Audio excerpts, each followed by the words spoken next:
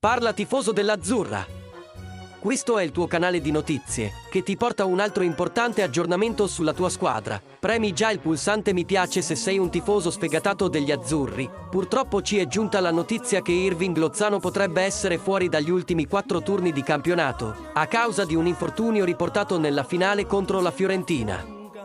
Secondo il sito ufficiale del Napoli, il giocatore ha riportato una distorsione di secondo grado al ginocchio sinistro e le sue condizioni saranno valutate nei prossimi giorni. Tuttavia, la sensazione è che probabilmente rimarrà fuori per il resto della stagione. Nonostante ciò, crediamo che il Napoli, già garantito campione del campionato, non debba rischiare la salute del giocatore per queste partite rimaste. Lozano salterà le sfide contro Monza, Inter, Bologna e Sampdoria, ma per il Napoli quelle partite non saranno altro che formalità. In questa stagione Lozano ha avuto i suoi alti e bassi, segnando 4 gol e fornendo 4 assist in 41 presenze in tutte le competizioni. Ora è il momento di dargli il tempo di riprendersi e prepararlo per la prossima stagione. E tu tifoso azzurro, cosa ne pensate di questa notizia?